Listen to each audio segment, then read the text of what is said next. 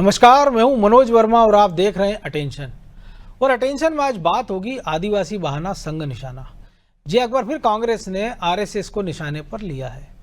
नेता प्रतिपक्ष उमंग सिंगार ने आरोप लगाए हैं कि आरएसएस आदिवासी क्षेत्र में एक्टिव है और यहां धर्म परिवर्तन की बातें की जा रही है। उन्होंने आदिवासियों की जमीन को लेकर बीजेपी को आड़े हाथों लिया, जिस पर बीजेपी ने पलटवार किया और कहा कि कांग्रेस ने आदिवासियों का शोषण किया है।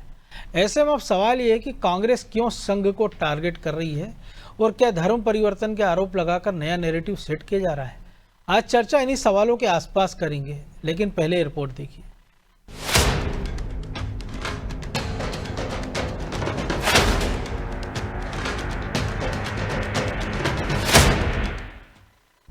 आदिवासियों के बहाने फिर वार पलटवार, कांग्रेस और बीजेपी में बड़ी तकरार।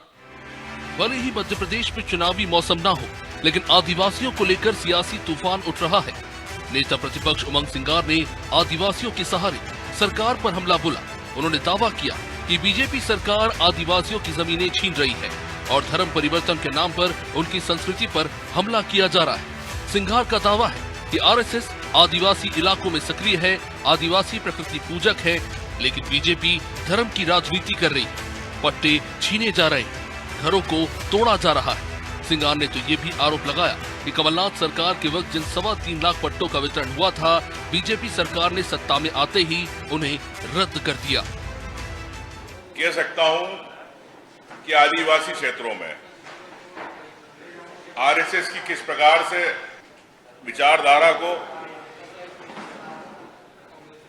कैसे आदिवासियों में धर्म परिवर्तन को लेके बातें की जा रही है।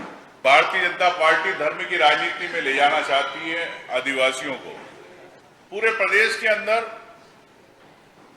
मैं कह सकता हूं कि 6.5 लाख पट्टे निर्धारित है, लेकिन 3 लाख आदिवासियों को और अन्य समाज को जो वन अधिकार के पट्टे थे, उनके सरकार ने खारिज कर दिए। इधर कांग्रेस के आरोपों पर बीजेपी ने पलटवार किया।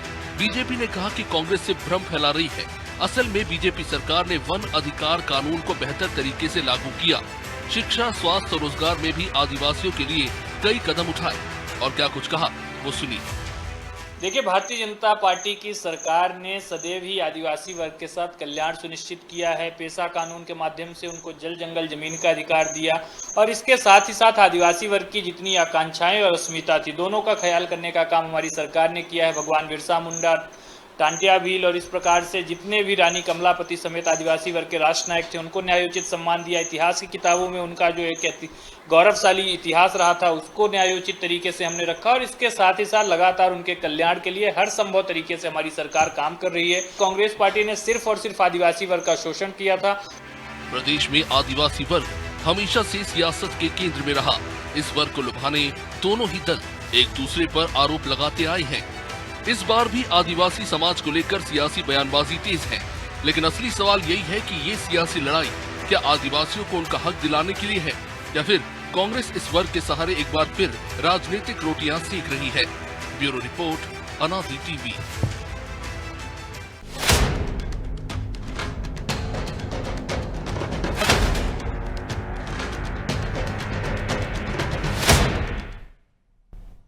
तो इसी पर चर्चा करने के लिए हमारे साथ जुड़ गए वरिष्ठ पत्रकार अशोक शुक्ला और हमारे सहयोगी ब्रजेश चौक से। वो स्वागत है शुक्ला जी आपका अनादि टीवी में। और तमाम सारे आरोप राजनीतिक दल लगाते हैं, लगाना भी चाहिए, उनका काम है। लेकिन एक बड़ा विचित्र आरोप जो है उमंग सिंगार ने लगाया। उन्होंने कहा है कि धर्म परिवर्तन करा रहा संघ आदिवासियों का। अब ये समझ नहीं आता, आप और हम तो बरसों से, सदियों से जानते हैं कि आदिवासी हिंदू हैं, उनकी पूजा पद्धति, उनके आराध्य सब देख लें, तो क्या संघ उनको क्या ईसाई बना रहा है कि मुस्लिम बना रहा है? या 2-4 वो लाकर बता देते, आदिवासी खड़े कर देते कि साहब ये थी कि आदिवासी था, संघ ने इसका धर्म परिवर्तन करा के इसको ये कर दिया है। नहीं, संघ बिल्कुल ये काम नहीं कर रहा है। संघ का जो वनवासी आशय, उनका जो प्रपोज्ड है, वो अनुसांगिक उनकी जो एक इकाई है, वो आदिवासियों के बीच में जाकर काम करती है। उनको वनवासी परिषद है, वनवासी कल्याण परिषद है जी, वनवासी कल्याण परिषद है। तो आरएसएस, ये जैसे हम लोग ने चित्रकूट में लिखा, नानाजी देशमुख ने यहाँ पर जो अपना एक कार्यस्थल जो चुना था चित्रकूट को, केवल इसलिए चुना था कि यहाँ पे आदिवासी समाज के लोग काफी रहते हैं और आरएसएस के लोग इनके बीच में जाते हैं, बकायदा वहां रुकते हैं, इनको जागृत करते हैं, जागरूक करते हैं, इनको मुख्यधारा से जोड़ने का काम करते हैं और हिंदुत्व की विचारधारा से इनको जो है वो करते हैं, प्रेरित करते हैं। तो इनको संस्कारवान बना रहे हैं। आरएसएस के पे ये आरोप लगाना ठीक नहीं है, बल्कि अगर आपको ध्यान हो तो कभी जब मध्य प्रदेश छत्तीसगढ़ एक होता था तो मिशनरीज, ये कांग्रेस का शासन होता था और मिशनरीज के लोग जो है छत्तीसगढ़ में जो वहाँ के बोले वाले आदिवासी होते जिनको प्रलोभन देकर जो है मिशनरी धर्म जो है स्वीकार करवाते थे। दिग्विजय सिंह के शासनकाल में कई आरोप लगे, कई मामले भी आए। फिर एक हमने याद भी होगा आपको भी, झाबुआ में एक चर्च में जो घटना हुई थी जो देश भर में सुर्खियां बनी थी। बिल्कुल बिल्कुल, तो ये सब होता रहा है। लेकिन हाँ, ये बात सही है जो उमंग सिंगार कह रहे हैं कि जो पट्टे आदिवासियों को मिले थे वो बीजेपी कार्यकाल में बड़ी तादाद में निरस्त हुए हैं और इनको जो है जो वन अधिकार के तहत इनको जो वन भूमि में पट्टे मिले थे उससे इनको बेदखल करने की भी कोशिश हुई है, जिसके चलते आदिवासी समाज में कहीं कहीं आक्रोश देखने को मिला है। इस बात से भी आप इनकार नहीं कर सकते हैं कि आज भी आदिवासी समाज जो जंगलों में रह रहा है, सुदूर वनांचल में रहता है, उसके पास बुनियादी सुविधाओं का अभाव है, शुद्ध पीने का पानी नहीं है, स्कूल नहीं है, रोजगार के उनके पास में जो परंपरागत साधन है उसके अलावा कुछ नए तरीके के रोजगार में नहीं आ रहे, शिक्षा के क्षेत्र से भी काफी दूर है। और मध्य प्रदेश में कई सीटें ऐसी हैं जिसपे आदिवासी जो है निर्णायक वोट बैंक की भूमिका अदा करते हैं, इसलिए इनके हितों की चर्चा सब लोग करते हैं। लेकिन आरएसएस पे इस तरह के आरोप लगाना बिल्कुल जो है बहुत नासमझी होगी कि वो धर्म परिवर्तन करा रहे हैं। कैसे धर्म परिवर्तन करवाएंगे? ये राम भी जो है आदिवासियों को अपने साथ में लेके चले थे।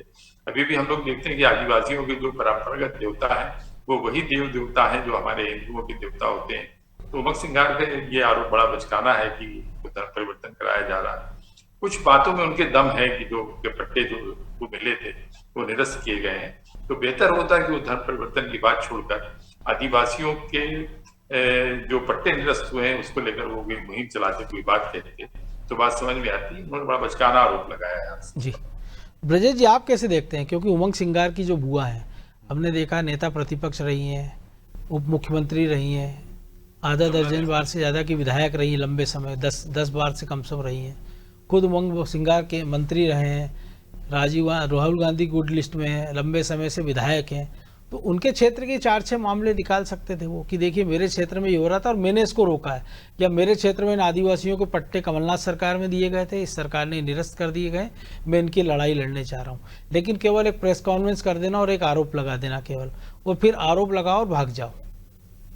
निश्चित तौर पर कांग्रेस में ऐसा कोई नेता नहीं है मनोज जी जो तथ्यों के साथ बात करे। हमने देखा दिग्विजय सिंह ने कहा था कि तथ्यों के साथ बात करने चाहिए, जो प्रभावित है, पीड़ित है, उसको लेकर आप आंदोलन करें। उन्होंने एनएसआई से भी यही कहा, उन्होंने यूथ कांग्रेस से भी यही कहा कि यदि आप कोई आंदोलन छेड़ रहे हैं तो प्रभावित पक्ष तो लेकर आइए, पीड़ित पक्ष के साथ खड़े रहिए। वो जब बात करेगा तो उसका वजन होता है, लोगों को भरोसा होता है। लेकिन कांग्रेस में आप देखिए, खासकर हम यदि नेता प्रतिपक्ष की बात करें उमंग सिंगार की, वो हमेशा ही आरोप लगाते हैं और भाग जाते हैं। वो तो ये तक कहते हैं कि मैं घोटाले का उजागर करने वाला हूं और कल ही प्रेस कॉन्फ्रेंस लूंगा, लेकिन आज तक वो प्रेस कॉन्फ्रेंस विश्वास सारंग के खिलाफ नरसिंह घोटाले को लेकर तो आप देखो वो लगातार इस तरह के आरोप लगाते रहे। सही कहा आपने, वो चाहते तो उस क्षेत्र में रहते हैं, अपने क्षेत्र के 4 लोगों को ले आते कि इनके पट्टे छीने गए हैं और इनके पट्टे निरस्त हुए हैं और इन लोगों के साथ आरएसएस ने इनका धर्म परिवर्तन कराया।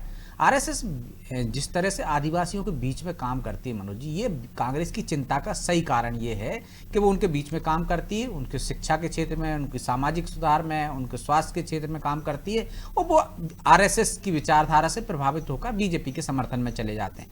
कांग्रेस की असल चिंता ये है कि वो आरएसएस क्यों आदिवासी क्षेत्रों में काम कर रहे हैं। आज से नहीं कर रही, लंबे अरसे से कर रही है, वो लगातार आदिवासियों के क्षेत्र में काम कर रही है। वो उन क्षेत्रों में, उन गाँव में जाकर देखें कि आदिवासियों के बीच में आरएसएस ने काम करके गांव की तस्वीर बदल दी है। मनोज, गांव में किस तरह से स्वास्थ्य को लेकर, किस तरह से वहां साफ सफाई को लेकर, किस तरह से आत्मनिर्भर बनाने को लेकर वो तमाम उपाय किए हैं जिससे गांव मजबूत होता है, आदिवासी मजबूत होते हैं।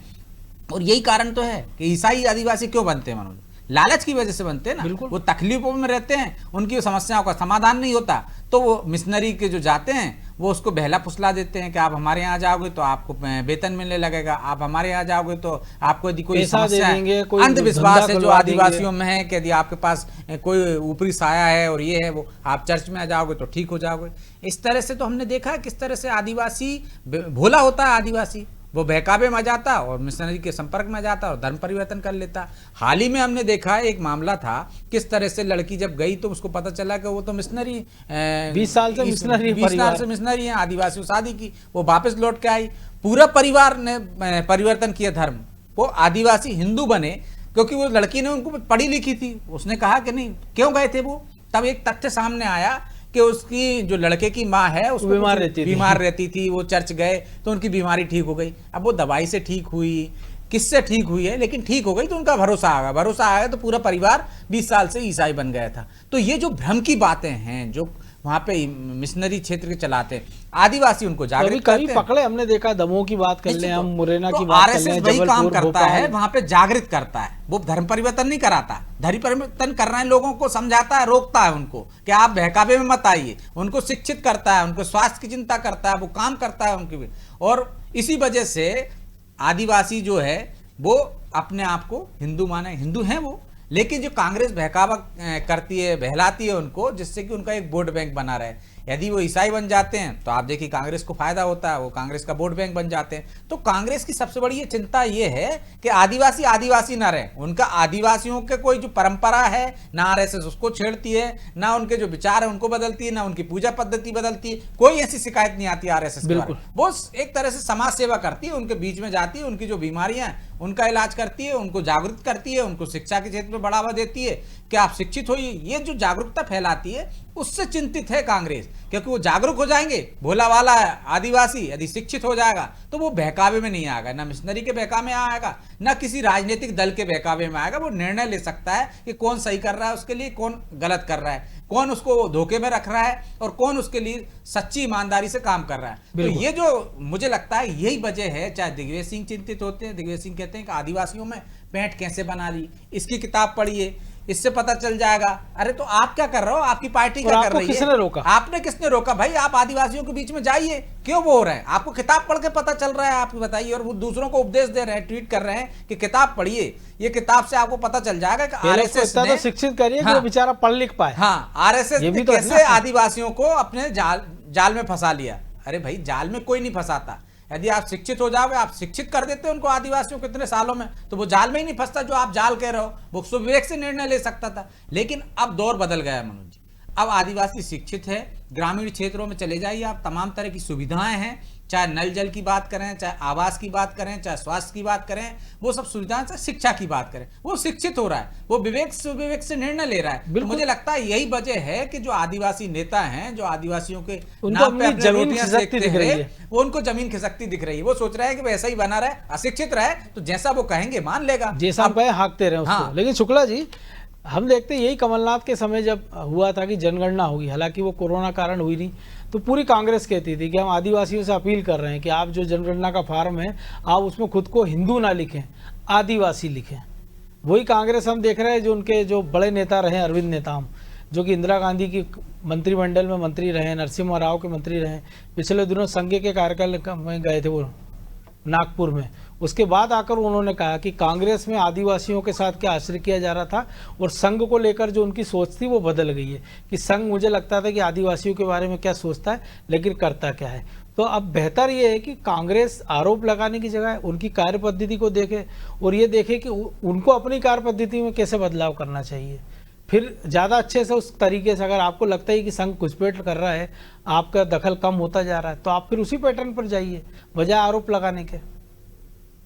देखिए, कांग्रेस जो है आदिवासियों के बीच में जाके काम नहीं कर रही थी, बल्कि जो आदिवासी नेता थे उनको वो कहीं टिकट देकर उपलब्ध करती थी और उसके जरिए वो आदिवासियों को अपने साथ, अब वही मजबूरी है क्योंकि रिजर्व सीट है तो आपको देना ही है उनको जोड़ने की कोशिश करती थी, नेताओं के जरिए जोड़ने की कोशिश करती थी। और इसके चलते आदिवासी नेता जो कांग्रेस में थे वो ज्यादा महत्वपूर्ण हो गए थे।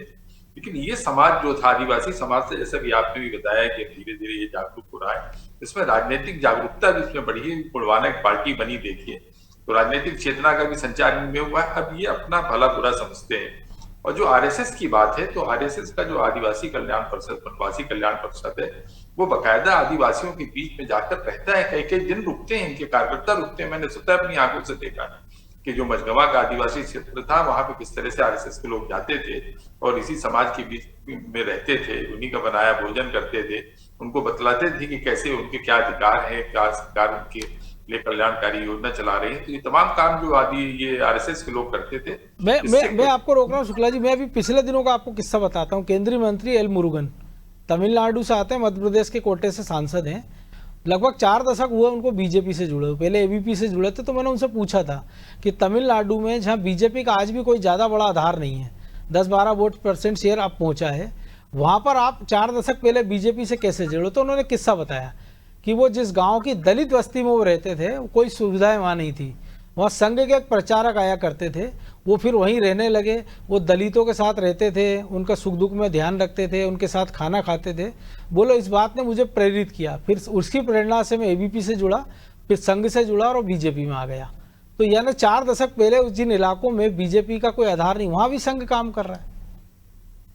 देखिए, बिल्कुल आरएसएस के लोग बहुत ही सेक्रीफाइस करते हैं, उनके समाज के बीच में जाके रहते हैं, उनकी रीति नीतियों से परिचित होते हैं, साथ में उनको जागरूक भी करते हैं। तो आरएसएस सब कहीं ना कहीं जो है हिंदू समाज को, चाहे वो आदिवासी समाज हो, चाहे दलित समाज हो, हर वर्ग को अपने से जोड़ने की कोशिश जो आरएसएस कर रहा है और जो हिंदुत्व की विचारधारा का वो संचार कर रहा है, उसका बड़ा फायदा न केवल बीजेपी को मिल रहा है बल्कि आरएसएस का भी विस्तार हो रहा है।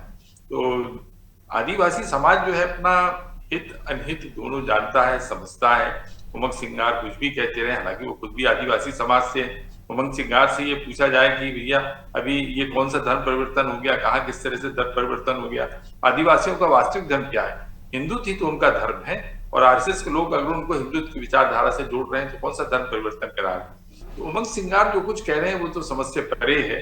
आदिवासी समाज अपना हित अनहित जानता है और अगर वो जागरूक हो रहा है तो कांग्रेस की असली चिंता ये है कि ये कभी ट्रेडिशनल वोटर हुआ करता था कांग्रेस का, लेकिन ये छिटक उसके खाते से निकल गया है। तो ये कभी जो है बसपा के साथ में गया, कभी इसने कुडवाना के साथ में गया और अब ये जो है कहीं बीजेपी के साथ खड़ा है। तो कांग्रेस की चिंता ये है कि बीजेपी के पाले से इसको कैसे इसको अलग किया जाए, इसलिए जो है भ्रम फैलाने की कांग्रेस कोशिश कर रही है, हालांकि उसमें वो कामयाब नहीं होती हुई। तो ब्रजेश जी, कामयाब तो वैसे भी होती नहीं दिख रही, क्योंकि हम एक उदाहरण मध्य प्रदेश की बात कर लें या और आदिवासी बहुल हम उड़ीसा की बात कर लें। 23 साल तक वो बाहर रहे बीजू जनता दल के कारण और अब बीजेपी 5 साल के लिए सत्ता में आ गई है। तो जहाँ आदिवासियों पेट थी वहाँ तो आप बाहर हो गए, लेकिन आप उससे कुछ सीख नहीं ले रहे हो। क्योंकि हम मध्य प्रदेश में भी दे रहे हैं, चाहे वो रघुवीर शाह हो, कमलापति हो, दुर्गापति हो, टंट्या भील हो, तमाम जा रहे जो आदिवासी नायक हो, बीजेपी ने जिस प्रकार से उनको सम्मान दे के पेट बनाई है, वो शायद कांग्रेस की जमीन खिसक रही है, लेकिन कांग्रेस को इसकी चिंता नहीं है। देखिए मनोज जी, कांग्रेस को चिंता इसकी बात की नहीं है कि वो क्या करे, उसको चिंतित इस बात पर होना चाहिए वो क्यों आदिवासियों के बीच में लोकप्रिय नहीं हो पा रही है, अलोकप्रिय क्यों होती चली जा रही है। आप देखिए उनके नेता अरविंद नेताम चले जाते हैं संघ के बुलावे पर, तो वो उनसे समझते हैं कि अछूत हो गए। और जबकि वो चरणदास महंत कहते हैं कि मैं उनसे पूछूंगा कि वो संघ में शामिल होने जा रहे हैं या एक आदिवासी नेता के नाते वहां जा रहे हैं, समाज सेवा के नाते। अरे भाई अछूत क्यों मान रहे हो? आरएसएस अच्छा काम कर रही है तो आपको शामिल होने में क्या दिक्कत है? प्रणब मुखर्जी खुद गए थे, राष्ट्रपति आप देखिए आरएसएस को आपने इतना वो दुश्मन जैसा मान लिया है कि भाई वो पाकिस्तान से आए हुए लोग हों, जिस तरह से आप उनको भी नहीं मानते हैं ऐसे, तो उनके साथ भी बैठ जाते हो।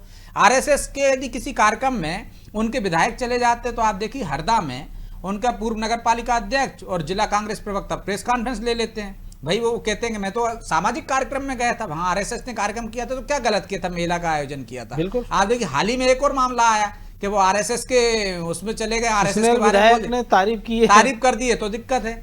आरएसएस यदि अच्छा काम कर रहा है, आदिवासियों के बीच में जा रहा है, तो आप उसकी लाइन कम मत कीजिए, उसकी लाइन मत बिठाइए, आप उससे लंबी लाइन कीजिए, आप जाकर और ज्यादा काम करिए तो आप पे भरोसा होगा। लेकिन आप करते नहीं है। आप करते क्या है, आप विश्व आदिवासी दिवस घोषित कर देते हैं, जिससे आदिवासियों को कोई भला नहीं है। आदिवासी नायकों को आपने वो सम्मान दिया होता तो बीजेपी को मौका मिलता क्या? आरएसएस दुखती रग इसलिए है मनोज जी कि उस आदिवासी वर्ग में उसने पेंट बना लिए, चाहे आदिवासी बहुल राज्य हों, चाहे आदिवासी बहुल सीटें हों। आप देखिए बीजेपी उसके नक्शे कदम पर चल रही है, आरएसएस ने पेंट बनाई, भरोसा जीता। और फिर जो अरविंद नेतामी कह रहे थे ना कि आरएसएस को लेकर कुछ जिस तरह की भ्रांतियां हैं वो दूर होनी चाहिए। तो दूर होनी चाहिए क्योंकि वो आदिवासियों के क्षेत्रों में देख रहे हैं कि किस तरह से आरएसएस काम कर रही, भला कर रही होगी ना आदिवासियों का, और वो आदिवासियों के हित चिंतक होंगे, तभी तो उनको लगा कि हाँ उनके कार्यक्रम में जाना चाहिए। नहीं तो आमंत्रण दे चाहे कोई दे, मना कर देते वो। बिल्कुल। लेकिन मुझे लगता है कि ये जो आदिवासी नेताओं के नाम पर जो आदिवासी भोले भाले नेता हैं, जिनकी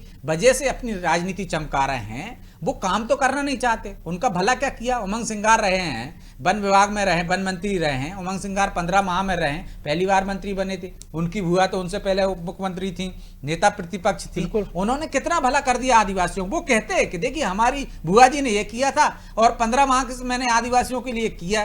क्या बताते हैं आदिवासियों के लिए कि विश्व आदिवासी दिवस घोषित कर दिया था, वो इनने नहीं किया। भाई वन मंत्री थे तो बता देते ये 50 आदिवासी जिनको मैंने वन भूमि में पट्टे दिए, पट्टे दिए थे, ये छीन लिए गए। आपने किया कुछ नहीं, जुबानी जमा खर्च किया आपने, सिर्फ आरोप लगाना और भाग जाना। आपके पास बताने को कुछ नहीं है। आप बताइए कांग्रेस क्या बताती है? इंदिरा जी को पहचानते, इंदिरा जी ने कुछ किया होगा ना भैया आदिवासियों के लिए, और इंदिरा जी के बाद आपकी पीढ़ी ने कुछ नहीं किया जो आपको इंदिरा जी बताना पड़ रही है। और प्रियंका गांधी को आप ले जाना पड़ रहा है कि देखिए इंदिरा जी जैसी नाक है इनको, इंदिरा जी का आपको दुहाई किसकी देना पड़ रही? इंदिरा गांधी की। इसके बाद आपने ध्यान नहीं दिया। तो आप ध्यान नहीं दिया, जिन्होंने ध्यान दिया, जो आपका शुभचिंतक होगा, निश्चित तौर पर आपका मेरा जिसका भी जो शुभचिंतक होगा वो समाज के हित में काम करेगा, वो समाज उसके साथ जाएगी। बिल्कुल। तो अब जब समाज उनके साथ जा रही है तो इनको दिक्कत हो रही। तो आरोप लगाने से कुछ नहीं है। कांग्रेस को उनके बीच में जाके जो कमियां हैं, जो राहुल गांधी कहते हैं कुछ गलतियां हो गई हैं, तो वो गलतियां स्वीकार करें और उनको दुरुस्त करें, तब तो वो पास होंगे, तब तो आदिवासी उन पर भरोसा जताएंगे। आपको आगे करना पड़ेगा और ज्यादा। यदि आप ये कहो कि वो ये कर रहे हैं, वो धर्म परिवर्तन कर रहे हैं, वो आपको बहला रहे हैं, तो इससे आदिवासी समझने वाला नहीं है। वो समझदार हो गया, पढ़ा लिखा है, वो जानने लगा है, वो मुख्यधारा में है। अब वो सिर्फ जंगलों में रहता नहीं है, वो शहरों में आता है, यहाँ से सामान खरीद कर ले जाता है, वो सोशल मीडिया देखता है, वो पढ़ा लिखा है, वो पढ़ता है, अखबार पढ़ता है। पहले वो उस जंगल में रहता था, आपने बस एक बत्ती कनेक्शन दे दिया, एक कुटिया दे दी, वो खुश हो जाता था। अब वो जानता है कि बाकी के लोगों को पानी मिल रहा है, मुझे नहीं मिल रहा है, मेरे गांव तक सड़क है या नहीं है, बिजली है नहीं है, पानी है, बिल्कुल, शिक्षा है, ये सब चीजें हैं जो आदिवासी समझदार हो गया। इसलिए वो जो ज्यादा आदिवासी तो समझदार हो गया, लेकिन अब नेता उसको बिल्कुल, और नेता उसको मूर्ख समझ रहा है, ये सबसे बड़ी गलती है। बहरहाल वक्त इतना ही था। बहुत धन्यवाद शुक्ला जी आपका। तो संग निशाना, और ये पहली बार नहीं है कि आदिवासियों के बहाने संग निशाने पर है, लेकिन जो आरोप लगाए जाते हैं बड़े हास्यास्पद है। इस आरोप पर तो जो संघ के कट्टर विरोधी हैं वो भी एग्री नहीं करेंगे कि संघ धर्म परिवर्तन करा रहा है, और यही बताना चाहिए अगर वो धर्म परिवर्तन करा रहा संघ तो ईसाइयों को बना क्या रहा है। लेकिन सबसे बड़ा सवाल है कि जिस वोटर ने आपको वोट देके, आपकी बुआ जी को वोट देके कई बार चुनाव जिताया, आपको चुनाव जिताया, आपको मंत्री बनाया, आपको एक सम्मानजनक ओहदा दिलाया, आपने अपने उस समाज के लिए क्या किया? सबसे बड़ा सवाल ये है। अटेंशन में आज इतना ही। मुझे दीजिए इजाज़त और आप देखते रहिए अनादि टीवी। नमस्कार।